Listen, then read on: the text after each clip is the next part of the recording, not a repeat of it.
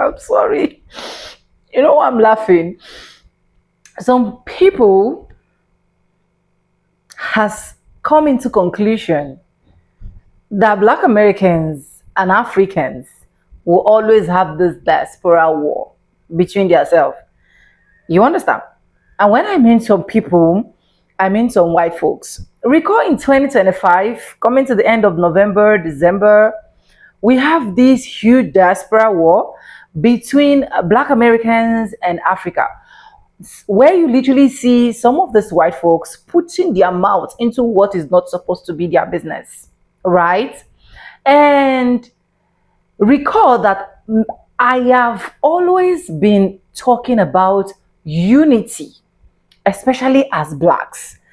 And a lot of reasons why a lot of black Americans do not even want to come close to Africans is because they've gotten some awful results. It's because they've seen some kind of attitude that are weird, some kind of attitude that make them feel like they are not accepted, they are not being respected, they are not being recognized. You understand? And of which I totally understand that. And I've been saying it on this my platform that if you're an African and you're moving to any country, right, you need to first of all learn to understand the culture, the diversity of that particular country, and respect people that built that country. So when I actually saw this particular clip line on my FYP, I was like, 2026 is gonna be good. It's going to be good if some African immigrants will watch and learn. Because the truth is, African immigrants, we are the major issues in America, especially. We are. If you people can literally watch and learn and understand where these black Americans are coming from, we'll not be having all of this back and forth, having white people to come put mouth in what is not supposed to be their business. But anyways, welcome back to my channel. My name is Sonia. Subscribe, like, comment, and share. Credits belongs to the original creators of every single clips and stitches we have in our today's episode. And guys, for disclaimers, this is just for educational purposes only, and this is me bringing my own opinionistic opinion, so do not come for me, come for yourself. Okay, let's get right into this video. I'll be back with commentaries. Let me say this. Sometimes growing up as kids, we say some stupid stuff and we do some stupid stuff. I just want to say, I want to apologize to all the people that came from Africa to America to explore their dreams. And if at any point we as African Americans made you feel some type of way, or we teased you as a kid or did not understand, it was because we were taught and we were made to believe that you guys weren't our friends. You guys were beneath us and belittled. We were taught to belittle you, and Africa was full of starving people and poor and all the things by America, this America. So I just want to say, I'm so sorry, deeply sorry from all of us. Sorry. Alright, my bad, y'all. My bad. I said Africa was a country. I didn't mean to. Africa's a continent with many countries in it. I do realize that. My apologies. I was rushing. I was in my fields, and I had to go to work like minutes after. So I was just trying to get the video out. Again, thank you for all the wishes. Thank you for all the love and all the invites. Like, I really feel welcome. I truly do. There's a lot of people saying don't come, but then 70% of the people are saying come. And really, I just want to spread all awareness on all aspects in Africa, not just some parts. Like, if I'm coming, I'm going to multiple different countries, not just the good countries, not just, what are y'all saying, South Africa? I'm going to all east, north, west, and south. I'm going everywhere. So if y'all want to see that, I'm going to see it myself, so I'm going regardless. But I could stream it if y'all want to see that as well. I'll show you. Pan-African lifestyle. More than ever, our people are coming back to the motherland. More diasporans are returning, connecting, and investing in Africa than ever before. And while there are countless success stories, there are also unfortunate situations that could have been avoided. Due Diligence Africa is your essential guide to navigating the motherland with confidence. Whether you're traveling, investing, or relocating, this book gives you clear, practical tools to verify people, places, and opportunities so you can make informed decisions at every step. It provides actionable frameworks for assessing credibility, spotting red flags, and avoiding costly mistakes. If you want to pursue the African dream safely, responsibly, and successfully, Due Diligence Africa equips you with the knowledge and confidence to do it right. Get your copy today at panafricanlifestyle.com.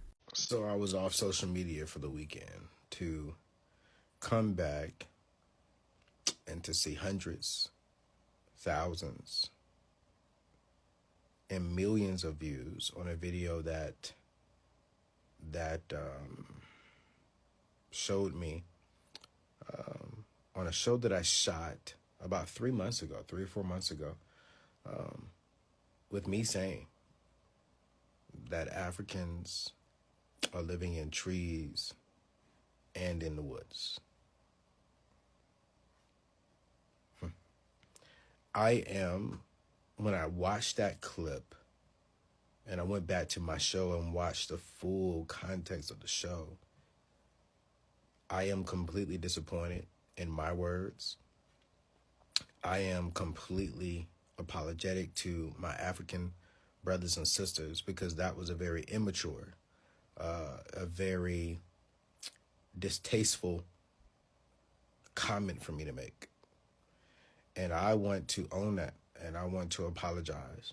There's two things that I know when it comes to communication. It's always about intent and then the impact. My intent was for sure to not disrespect the culture, the motherland.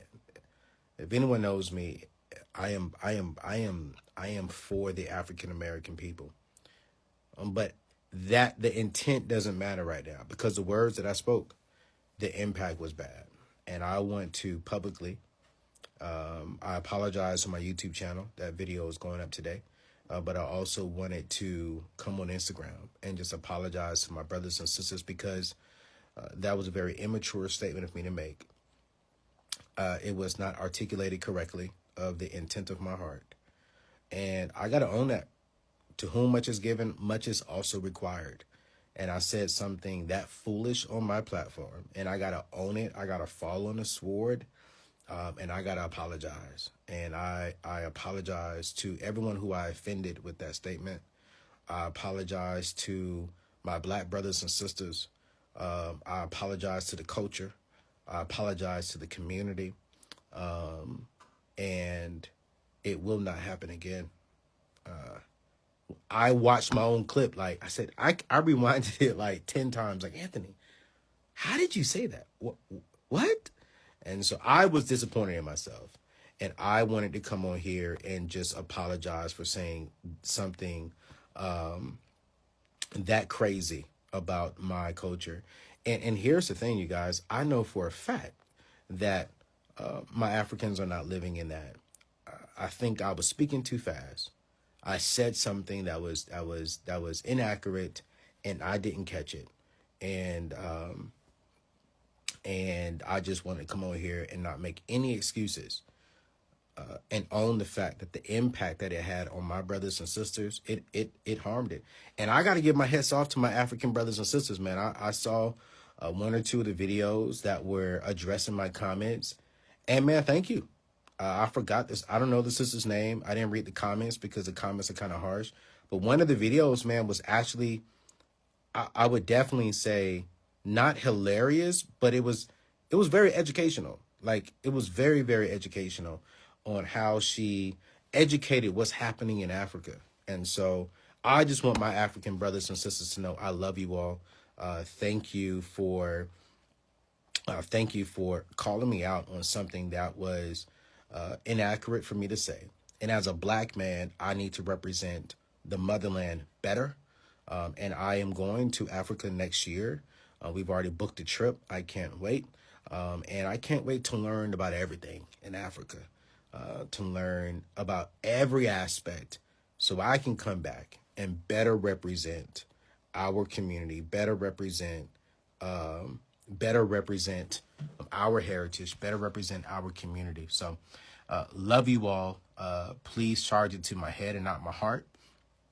I'm going to do better at educating myself and representing the motherland, representing the Black community, the African community better on my platform, because my platform is about progressing us, progressing the community, progressing us financially. And I cannot, and I just cannot represent the African community that way. And so I want to be a man of my word, and I want to be integral, be a man of character, and own it, fall on the sword, and apologize for my foolish statement. That was a foolish statement. Black Americans need to start paying more attention to African politics, because what's happening in Burkina Faso is a big deal. Burkina Faso is openly pushing back against France and Western control. And that matters a lot here, because Africa's poverty comes from foreign exploitation and not bad culture or laziness. And when a country says no to bad deals and outside control, it shows that resistance is possible, and it proves that exploitation isn't inevitable. And it reminds people that these systems were built by choices and they can be challenged by choices. And if one country starts to push back, others can too. And once people starts to see that it can be done, fear starts to break, and that's how real change begins. Africa is not separate from us at all. The same global system that exploits Africa also exploits Black people in the United States of America. When African nations take control of their land, their resources, and their politics, that system gets weaker everywhere. When Ibrahim Traoré started pushing back on foreign control, the old playbook showed up fast. Former elites tied to Western power don't just walk away from money, influence, and resources. They try coups. And this happens every time leaders talk about sovereignty and breaking unfair deals. They keep exploiting Africa because they still see Black people as people to use and not respect. And when African nations are strong politically and economically, that image starts to crack, and they'll have to start respecting Black people. But global respect doesn't come from sympathy from past trauma. It comes from power. A strong Africa forces the world to deal with Black people differently. And that's why this matters, and that's why we need to be paying attention. To my African family on the continent or around the world, I just want to apologize. I want to apologize to y'all for this rogue group of African Americans who are trying to delineate themselves from the rest of the race. I want to apologize to y'all because they do not represent the majority of us.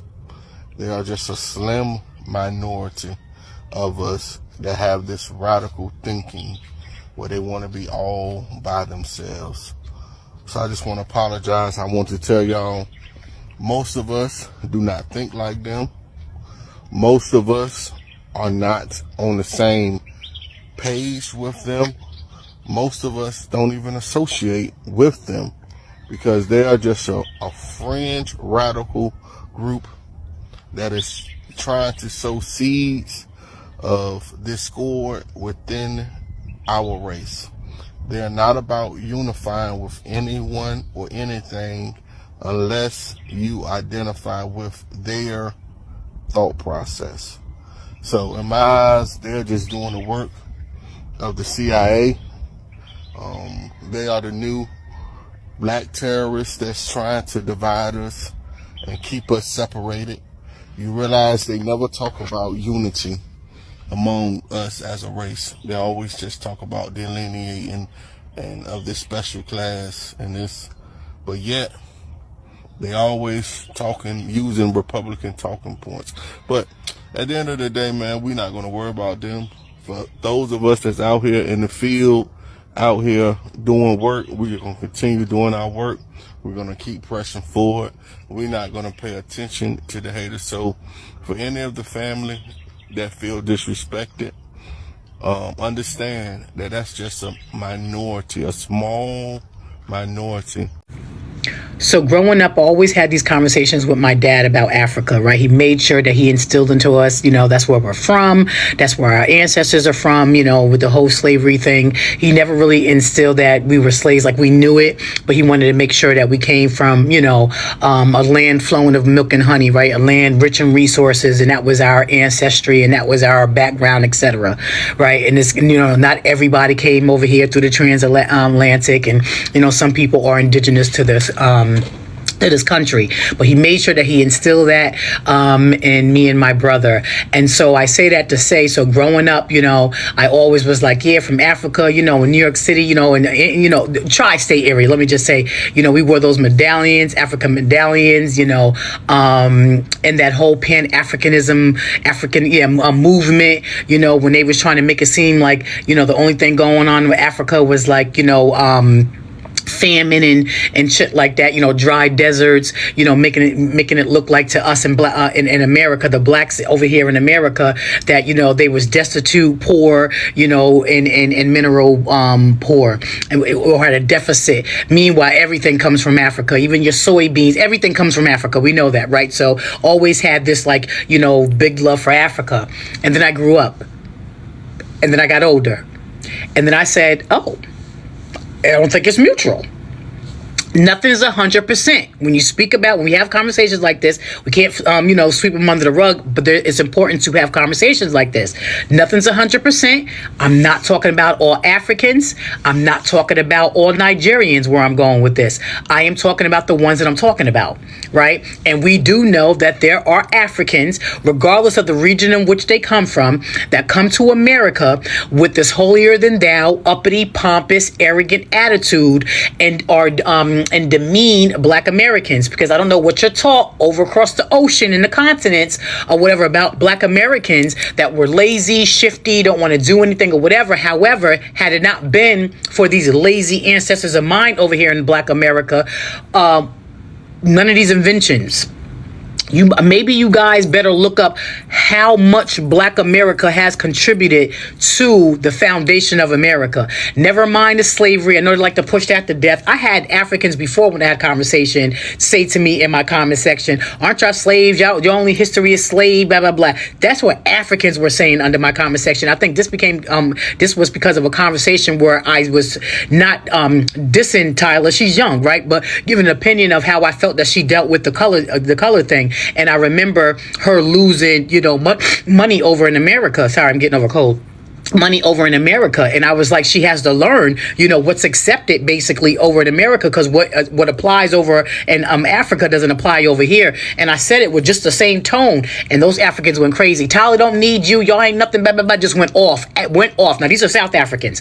Now we're in the Nigerians, and I know that Nigerians are very intelligent. A lot of them are doctors, lawyers, or whatever, but they're also known to scam and scheme and fraud. And let's talk about it. So when they're known to scam and fraud, and they're doing telephone frauds and bank wire frauds and all of that, and they come over here acting like we're the criminals, I'm like, you guys are like almost 200, and you guys, your population is damn near, I think, 250 million.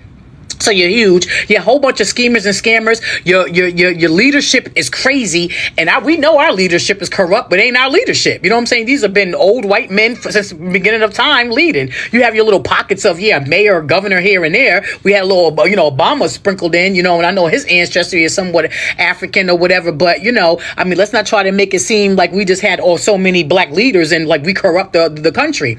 Nigerian is led by Nigerians. You know what I'm saying? And so I know this whole hoopla, Nicki Minaj playing herself on platforms and talking about, the Christianity and the Christians. Girl, if you stupid ass, if you thought that this what America is trying to get from Nigeria has anything to do with Christianity, you're just as more foolish than I thought you was. Because I know you're a fool, but you're more foolish than I thought you was. We already know that Nigeria is mineral rich. We already know that they're rich in oil. We already know that they, sit nice and pretty by Mali, Burkina Faso, was it Niger, right? Because it's not Niger. I know people say Niger or whatever, and we know what's going on there with Ibrahim Traore. Shout out to Ibrahim Traore. So I don't even know why a whole bunch of people don't even link up with them. You see this black leader doing what he's doing, and you guys are still trying to depend on Trump, on Christianity, and the spread of it, and how they did come spread it or whatever. Not saying that Christianity don't have basis in Africa. That's another conversation. But how they spread it was through violence. What did you think was going to be different? I don't know what you think. You're dealing with a warmonger in office over in America. What are you placing your trust in America for? What are you thinking that they're legit coming into why they're going into Venezuela? That'll be another conversation, because I want to have a conversation with my Latinos right here. This is for the Africans, specifically Nigerians. Right? What are you thinking? You guys are over there being all, acting silly with the white Santa from Ireland and praising him when he's coming to the airport, doing all types of crazy things. You come over here and disrespect your black American brothers and sisters, but you kiss the ass of the European colonizers and those who colonized you and imperialists. And now they're over there attacking your country, trying to get your minerals, okay? Because you guys are out there producing like no other. You know what I'm saying? And you guys are, I think, creating something that's going to even do more production. Why do you think they're in your country? You think they actually care? You think they care that black Christians are getting killed, even though there's like black Muslims over there that are being killed too? You think they actually give a shit? You don't really think that, do you? Like, you're not so lost in your white Jesus that you pray to and, get mad when missionaries go over there and tell you, no, Jesus was not white, and you guys like run them out and stone them or whatever. You're not that crazy to think, you're not that silly to think that America really wants to help you and really wants to help the Christian.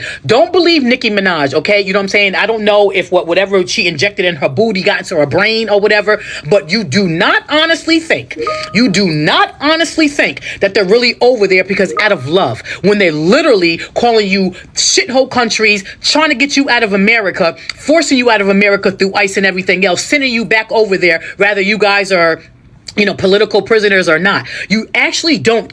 Oh, you do. Oh, you do. You're still foolish. You're still thinking that black Americans are your enemy. You're still quick to try to put us down. You're still quick to try to ridicule us. Again, I know this is not 100%. Definitely shout out to Godfrey, because he's one of the most woke Nigerians I ever seen come over here. But you guys have to admit that you be coming on here in some arrogance, pompous shit. We all facing the same thing. White imperialism, white colonialism. It affects everybody, black, brown. And the sooner we realize that, the sooner we'll wake up. To every immigrant, to the brown community, to the Somalian community, hear me clearly today. You are not illegal. No human being can be illegal. You are God's idea, not man's mistake. You are God's creation, not a political talking point. You are God's craftsmanship, not a label created to strip you of your dignity. The Bible says in Ephesians 2:10, for we are his workmanship, created in Christ Jesus unto good works, which God hath before ordained that we should walk in them. That word, workmanship, it means masterpiece, carefully formed, intentionally designed, and heaven approved. Before borders were drawn, God already knew your name. Before papers were demanded, God already wrote your purpose. Before people tried to reduce you to a status, God crowned you with value. Genesis, I believe it is, Genesis 1:27, it says, so God created man in his own image. In the image of God created he him. That means your skin tone carries divine reflection.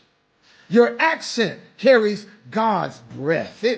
Your culture carries God's creativity. And let me say this very, very plainly.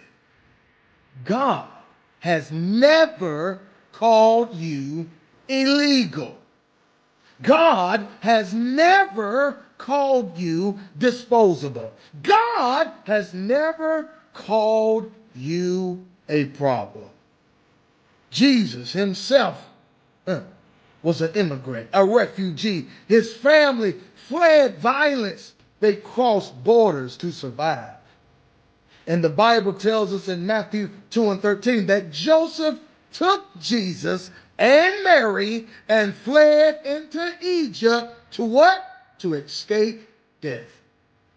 If Jesus were alive today, some would even try to question his papers, but heaven never questioned his purpose. Let me give you another scripture. I know it's a lot of scripture, but listen, I got to give it to you. Acts 17:26. And have made of one blood all nations of men, for to dwell on all the face of the earth. What does that mean? It means one blood, one humanity, and one creator. You belong. You matter. You are seen by God. And to every person who feels afraid, intimidated right now, hear this promise. Please hear me. Feel your pain. But the promise says, many are the afflictions of the righteous, but the Lord delivered him out of them all. God is not finished with you. Your story is not over. Your presence here is not an accident. Lift your head up, stand in dignity, and walk in confidence. You are not illegal. You are God's masterpiece. You are God's creation. You are God's craftsmanship. And no law written by man can cancel what God has already declared. I am not a Black American. I am an African immigrant living in America. I came to America when I was 3 years old, so that's why my accent sounds like I'm a Black American. And I rarely ever distinguish that. Like, I do not care, like, if people think I'm Black American, because what? I'm Black in America, you know? Like, hear yourself. But why, if ever, I would make that distinction? Like, why, if ever, I would let someone know in a way that matters, outside of just talking about my background, is because you guys want Black people to be a monolith, and you want Black people, like every Black person, to be able to speak in a room as the authority for Blackness. And sometimes you're asking someone who does not have like the cultural understanding or even like the like generational impact of what it means to be a generationally Black American in this country. Walk with me. Like, don't get it twisted. I don't get any special treatment unless maybe someone hears my last name and is like, oh, you're from Ghana. Like, I do exist under the same racial like constrictions of a Black American, and I never pretend that I don't. I don't like Africans who try to other themselves. No, I don't do none of that. But sometimes people will like try to get me to speak on something that is so very specifically Black American.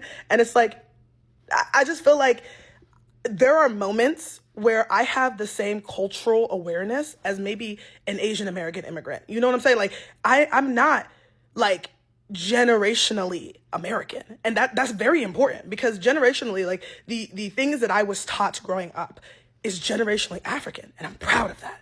But it's like, I don't like it when people try to like be like, oh, let's hear what she got to say. I don't know. All of this to say is you got to stop treating Black Americans or just all Black people in America as a monolith, because city to city culture changes, like Southern Black Americans to Northern Black Americans to people in Middle America, like Chicago and Detroit versus like the coast. There are so many differences, but then you never know who you're speaking to culturally. I am an African auntie. I am. I know. I'm an African auntie. Like, it's like, so you, like, hey, y'all gotta remember that. Like, sometimes you're talking to an African auntie and then you go get confused, like, oh, well, I thought this Black person said this. Not a monolith. Is Africa's problem an inherited problem, or is it just a mere problem? A very interesting question, right? Africa has been going through a series of unrest in the East Africa, in the North Africa, in the West Africa, to be specific. And this unrest has shaped the economy, it has shaped the culture, it has shaped the way of life of the people. And it's not been really like easy with in these communities that has been facing this unrest. And we have seen the United States government trying to help out, French government trying to help out, Chinese government trying to help out, the Arabians trying to help out, but still Africa is still the way it is. The unrest still continues up to now. What is the solution to this problem? Because I had to go back and think about it. You know, I don't like the fact that, as an Africa, I cannot really boast about my continent. I can't, like, whenever like people come around me and ask me like, where are you from? I say I'm African. They're like, oh, I'm sorry about what's going on in Congo. Oh, I'm sorry about what's going on in Nigeria and stuff like that. I don't like it. So I had to go back, take my time, and think about it. And I came up with this. Africa is going through this unrest and all these issues because during the time of slavery, we sold our brothers as slaves. A lot of our brothers that were moved from Africa to Europe, to the Caribbeans, name it, we sold them as slaves. And I believe that for every action, there's a consequence. And this is the consequence. The consequence that we're going through now, or this unrest that we're going through now, is as a result of the consequences of our actions during the time of slavery. I mean, that's my thought. And I feel like Africans, we need to go back to the root cause of this problem, which is what I just mentioned, and address it. Meaning that we have to ask for mercy. We have to ask for mercy from the Black Americans, from the blacks that are in Caribbeans and in every part of the world. We have to ask them for mercy, because this is not like, I mean, it's horrible. We've been going through horrible experiences. Up till now, there's no solution to this problem. I think the best thing to do is to ask for mercy. We gotta call them, like, go online everywhere. Let's ask them for mercy. Mercy, mercy. Forgive us, forgive us. They have to forgive us because their forefathers were enslaved, forcefully enslaved by we, the black people.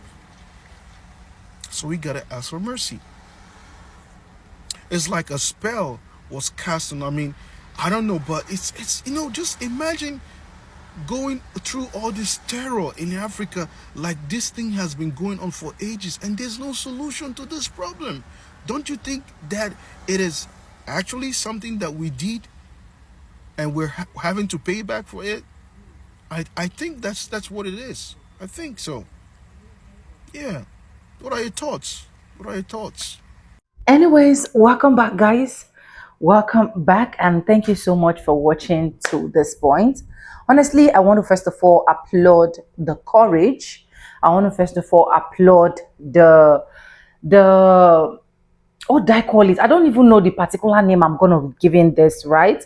But I want to just applaud these Black Americans that are able to like come up and be like, okay, Africans, we are sorry. It is just part of some narratives and the rest of that. You guys know that I've been saying it on this my platform that one of the things that is literally killing Africans, one of the things that is really bringing Africans backward, one of the things that is making Africans, especially immigrant Africans in the US, to act some certain ways they're acting is because they have a very awful narration. They have a very, how do I put it?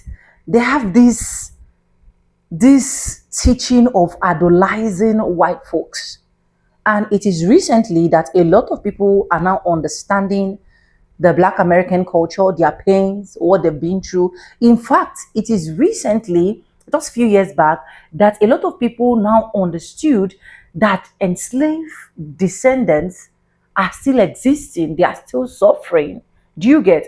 So it now brought out a lot of both even some white folks trying to like advocate and make sure that a lot of people get awareness of what has actually happened in the Black community.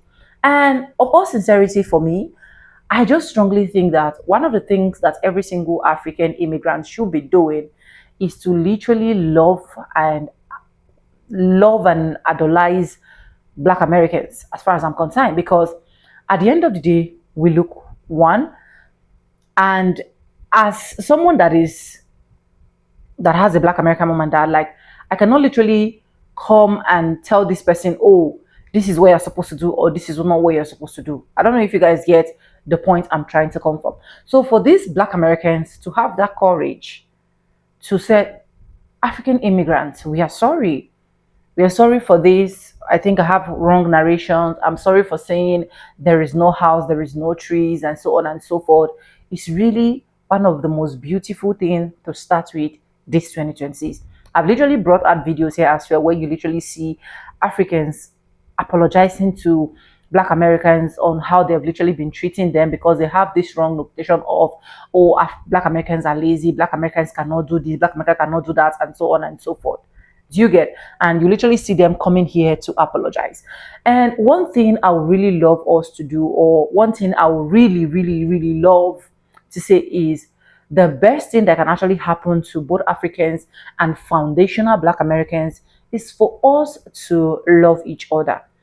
And I already know, and I've been saying it, that one of the things that have really been giving us those big gaps are majorly immigrants. But if immigrants are willing to now work on themselves, if immigrants are willing to now understand the struggles of where these people are coming from, if immigrants are now ready to work with Black Americans people that I know of are not difficult. I don't know. Probably you're watching as an immigrant living in the US and maybe you have some kind of difficult experience with Black Americans. Let me know in the comment section.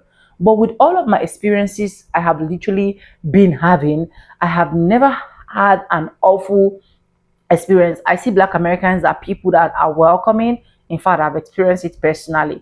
There are people that are welcoming. There are people that are open-minded. There are people that if you really calm your nerves down to know them, you will definitely enjoy them. Because for crying out loud, it is not even easy for them to mellow down and make things work out. Coming here to say, I'm sorry. These people have gone through a lot already. Do you get what I'm trying to say?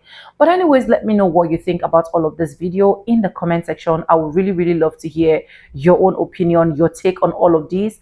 Credit belongs to the original creators of every single clips and stitches we have in our today's episode. And if you have not subscribed, what are you waiting for? Do it. Subscribe, like this video, drop me your comments. And lastly, do not forget to share for every other person to get this good news. And for disclaimers, this is just for educational purpose, not to come here and ruffle on anyone's shoulder, not to make you belittle yourself, not to defame anybody, right? Anyway, subscribe, like, comment, and share. And I want to say a very big thank you. Before I end my videos, I need to be thanking you guys for subscribing, liking, commenting, sharing my videos, joining my membership, dropping super thanks. I honestly do not take you guys for granted. You guys are absolutely the best. And yes, with no further ado, I'm going to be saying bye, and I'll see you guys in my next one. For now, bye guys. I love you guys. Mwah. I love you guys.